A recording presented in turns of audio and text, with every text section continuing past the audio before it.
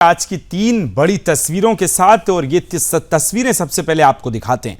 Television screen पर अब आप देखेंगे तीन बड़ी तस्वीरें जिसे पूरे देश की निगाहें इस वक्त इन्हीं तीन तस्वीरों पर टिकी हैं। ऑपरेशन सिंदूर को लेकर पूरे देश में जश्न मनाया जा रहा है और तिरंगा यात्रा निकाली जा रही है, तो वहीं दूसरी तरफ ऑपरेशन सिंदूर को अंजाम देने वाले सेना के तीनों सेनाध्यक्ष और सीडीएस अनिल चौहान ने राष्ट्रपति द्रौपदी मुर्मू से मुलाकात की और ऑपरेशन को कैसे अंजाम दिया गया इसकी पूरी जानकारी दी। उनके साथ सीडीएस अनिल चौहान भी मौजूद रहे। तो वहीं दूसरी बड़ी खबर, भारत की सख्ती का असर एक बार फिर पाकिस्तान पर हुआ कि बीएसएफ जवान अटारी बाघा बॉर्डर से वापस भारत आए। भारत के डर से पाकिस्तान के रेंजरों ने बीएसएफ जवान को छोड़ दिया। करीब 20 दिन बाद बीएसएफ जवान वापस लौटा। तीसरी सबसे बड़ी खबर की शोपियां की, जहां पर 3 लश्कर के आतंकियों का सेना ने काम तमाम कर दिया, वहीं हथियारों का जखीरा भी इनसे बरामद किया, जिसमें हैंड ग्रेनेड, आईईडी, एक AK-47 राइफल, 100 से ज्यादा जिंदा कारतूस मिले। आतंकियों के पास ये पाकिस्तानी रुपए भी बरामद हुए। यानी शोपियां में बहुत बड़ी साजिश का पर्दाफाश किया है। कल शोपियां में 3 आतंकी मारे गए थे, ये आप जानते ही हैं।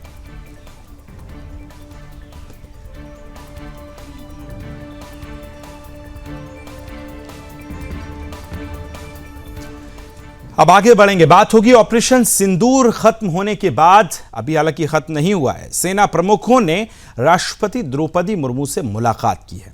सीडीएस अनिल चौहान भी इस दौरान मौजूद रहे हैं। फुल ब्रेकिंग आपको बताते हैं, और बड़ी खबर यह है कि आपको यह भी बताते हैं कि बीएसएफ के जवान जो हैं वो वापस अब भारत लौटे हैं शान से।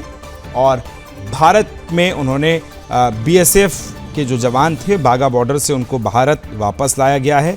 और ये बड़ी कामयाबी मिली है, भारत की स्ट्रेटेजिकल और ये डिप्लोमेसी की निश्चित तौर पर जीत है। तो अटारी बाघा बॉर्डर से ये जवान जो हैं हमारे वापस लौट के आए हैं। ये एक बड़ी निश्चित तौर पर जीत के तौर पर इसको देखा जा रहा है। और आपको ये भी बताएं कि 23 अप्रैल से पाकिस्तान की हिरासत में वो थे।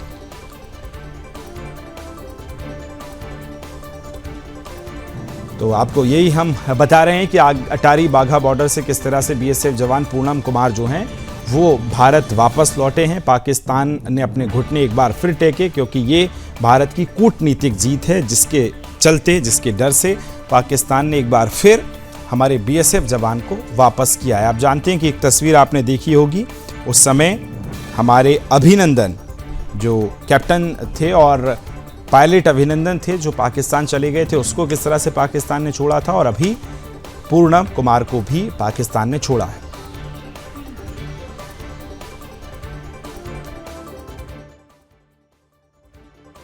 काफी दिन से उसको पाकिस्तानी सेना ने बंद किया हुआ था, पाकिस्तान के गवर्नमेंट ने। मैं समझता हूं कि उसको तत्काल छुड़वाना चाहिए था, पर आज छूट गया।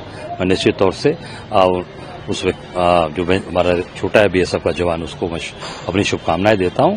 और वो जो इतने दिन से प्रताड़ित और इतने दिन से बेचारा परेशान रहा होगा, मुझे लगता है कि अब उसको सुकून मिलेगा। देखिए मैडम, सबसे बड़ी बात तो 20 दिन वो हमारे देश में नहीं थे, पाकिस्तान की तरफ से अरेस्ट हो गए थे।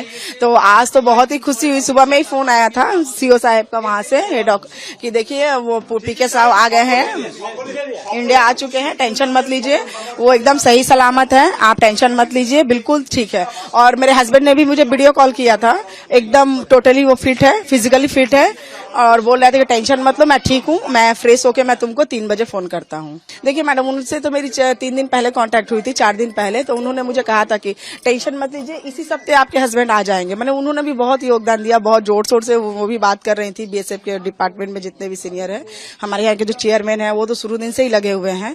और कल्याण सर भी आए थे, फोन पे वो भी बात करते थे, कैसे है, नहीं है, टेंशन मत लीजिए, आपके हस्बैंड बहुत जल्दी। देखिए सभी का सपोर्ट है, पूरी देश मेरे लिए खड़ी थी। तो सबको हाथ जोड़ के थैंक यू कि आप लोगों की वजह से ही मेरे हस्बैंड इंडिया आ पाए हैं। कोई बीएसएफ के कोई कमांडर किन्हीं का फोन आया था सर का, कि उन्होंने बताया कि वो आपके हस्बैंड इंडिया आ गए हैं। नहीं, अभी तो उन्होंने कुछ नहीं बताया। उन्होंने कहा कि मेरे हस्बैंड वीडियो कॉल किए थे, बात हुई उनसे, उन्होंने कहा वेट करो, मैं 3 बजे फिर फोन करता हूँ। देखिए थोड़ी तो वीकनेस हुई होगी, 22 दिन वो बाहर अलग स्टेट में थे, ऐसे वो तो ठीक ही दिख रहे थे, ऐसी कोई बात नहीं है, फिजिकली वो फिट है। ये जरूर देखिए, हमारे सरकार मोदी जी है तो सब चीज पॉसिबल है। क्योंकि देखिए, जो 22 तारीख को जो पहलगाम अटैक हुआ था, उन्होंने 15 से 20 दिन में जो ऑपरेशन सिंदूर करके सबके सुहाग का बदला लिया, जिसका नाम रखा गया था ऑपरेशन सिंदूर। उसके 3 से 4 दिन बाद मेरे सुहाग को उन्होंने रिटर्न लाया है, तो मैं उनको हाथ जोड़ के बहुत बहुत धन्यवाद देना चाहती हूँ। मैं जो आज 23 तारीख से पाकिस्तान का कब्जा में था, आज 23 दिन के बाद 24वां दिन जो हुआ, हमें लड़का को केंद्र सरकार, राज्य सरकार सभी मिलकर हमें लड़का को पाकिस्तान से रिलीज कराया और रिलीज कराकर इंडिया में लाया। इन लोगों को धन्यवाद देते हैं, धन्यवाद देते हैं। और हम फिर चाहते हैं कि लड़का जब आया तो फिर अपने देश के रक्षा में फिर लग जाए। बस यही मेरा कहना है कि सभी को धन्यवाद देते हैं। सभी हमारे साथ मिलकर,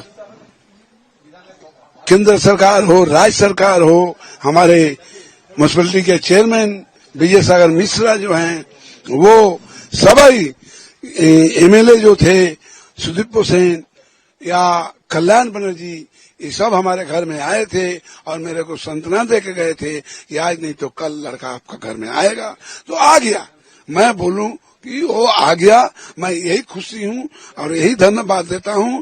सभी को, दीदी को भी धन्यवाद देता हूं और इन लोगों को और केंद्र सरकार को भी धन्यवाद देता हूं। जय हिंद, भारत माँ को करके हम अपना वक्तव्य समाप्त करते हैं। सेंट्रल गवर्नमेंट इसी पे चर्चा को बढ़ाएंगे आगे। मेरे साथ शिवदान जी जुड़ गए, रक्षा विशेषज्ञ और विदेश मामलों के जानकार संजीव श्रीवास्तव जी जुड़ गए। दोनों का बहुत बहुत स्वागत है। दोनों मेहमान मेरे साथ जुड़े हैं। सबसे पहले चर्चा की शुरुआत संजीव जी आपके साथ करता हूं। आज हमने देखा कि बीएसएफ के जवान को भारत वापस वो लौटे हैं और हमने 2 जवान देखे। एक अभिनंदन के समय हमने देखा कि भारत में खुशी का माहौल था और एक आज लंबे वक्त से, चूंकि वो इतने दिनों से वहां थे। इसको कितनी बड़ी कूटनीतिक जीत आप मानते हैं संजीव जी? देखिए, पहले तो ये कहूंगा कि एक स्वागत योग्य ये कदम है और ये इस तरह की अगर सद्बुद्धि पाकिस्तान की साइड में अगर आई है तो ये अच्छी बात है।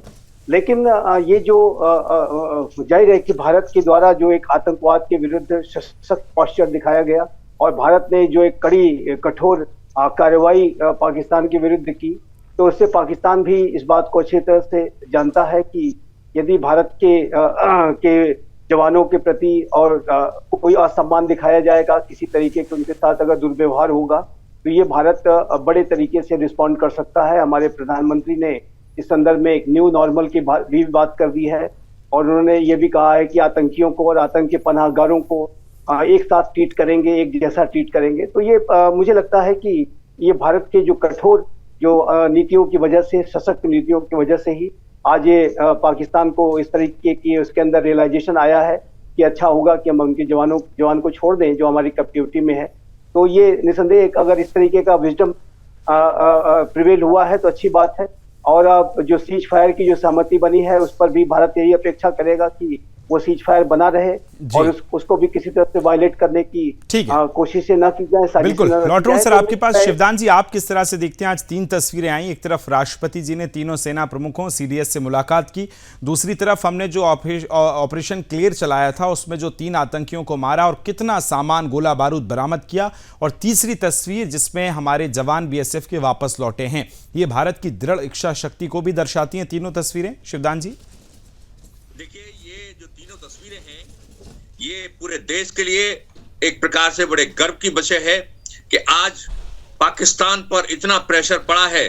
पाकिस्तान को पहली बार उसने इस तरह का दिखाया है अभिनंदन के बाद में कि हमारे जवान को उन्होंने सकुशल वापस कर दिया है। इसके अलावा जम्मू कश्मीर में जो ये आतंकवादियों को समाप्त किया है और उतना गोला बारूद बरामद किया है, ये भी एक तरह की ऑपरेशन सिंदूर को लगातार आगे बढ़ाया गया है, जिसके द्वारा ये इस तरह के एक्शन सेना लगातार कर रही है।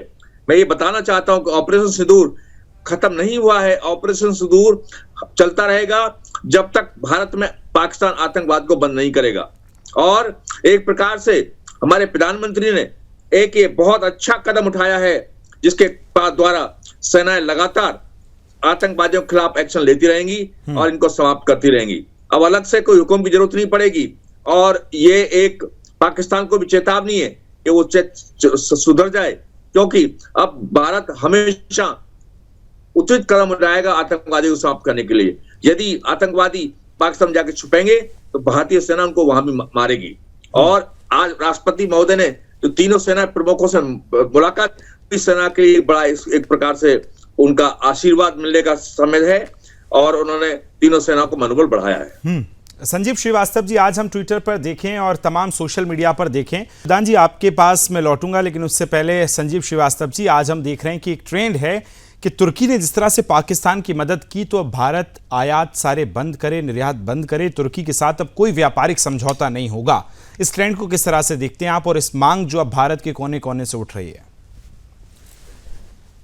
देखिए, ये बात बिल्कुल स्पष्ट है कि आज के प्राइम मिनिस्टर मोदी के नेतृत्व का ये जो नया भारत है वो आतंकवाद को बिल्कुल भी बर्दाश्त नहीं करेगा और जो भी आतंकवाद को सपोर्ट करने वाली जो राष्ट्र हैं, जो तंजीमें हैं, उनके विरुद्ध सख्त कार्रवाई की जाएगी, उनके ऊपर कॉस्ट इम्पोज की जाएगी। और टर्की ने जाहिर है कि पाकिस्तान के पक्ष में उसको मदद देने का कार्य किया है, तो टर्की को इसकी कीमत पता चलनी चाहिए। और इसी वजह से जो आज के समय बहुत सारी ऐसी मांग चल रही है, टर्की से हमारे जो व्यापार हैं उसको बंद करना चाहिए, उसको डाउनग्रेड कर देना चाहिए। और व्यापारी संघों ने अनेक तरीके के मूव्स भी लेने शुरू कर दिए हैं, पर्यटकों ने अपनी यात्राएं कैंसिल करना शुरू कर दिया है और जाहिर है कि इसकी कीमत जो है टर्की को चुकानी होगी। टर्की कभी एक ऐसा राष्ट्र था जिसके कि भारत के साथ बड़े अच्छे संबंध हुआ करते थे। ये कमाल पाशा का एक सेकुलर राष्ट्र हुआ करता था, लेकिन आज रसब तैयब अर्दोगान के नेतृत्व में इसका लगातार रेडिकलाइजेशन, इस्लामाइजेशन होता जा रहा है। और ये अब पाकिस्तान में जैसे जियाउल हक ने पूरे पाकिस्तान को रेडिकलाइज, इस्लामाइज किया था, उसी तरीके का काम ये जो टर्की के राष्ट्रपति अर्दोगान करते जा रहे हैं। उनकी मंशा एक नए खलीफा के तौर पर मुस्लिम वर्ल्ड ठीक है सर। शिवदान जी, ये बहुत अब स्पष्ट और क्लियर हो जाना चाहिए कि अगर आतंकवाद के खिलाफ हमारे दुश्मन का कोई दोस्ती की तरफ हाथ बढ़ाएगा तो वो हमारा भी दुश्मन होगा और उसके साथ किसी तरह का व्यापार या कोई भी संबंध नहीं होना चाहिए। देखिए, जिस प्रकार से हमारे प्रधानमंत्री ने साफ कर दिया है कि जैसे आतंकवाद को जो भी पैट्रोनाइज करेगा, जो भी देश की सरकार पैट्रोनाइज करेगी आतंकवाद, वो उसको उतना ही दोषी मानेंगे और उसी प्रकार से उनके खिलाफ भी एक्शन लिया जाएगा। इसलिए साफ साफ वार्निंग दे दी हमारे प्रधानमंत्री ने।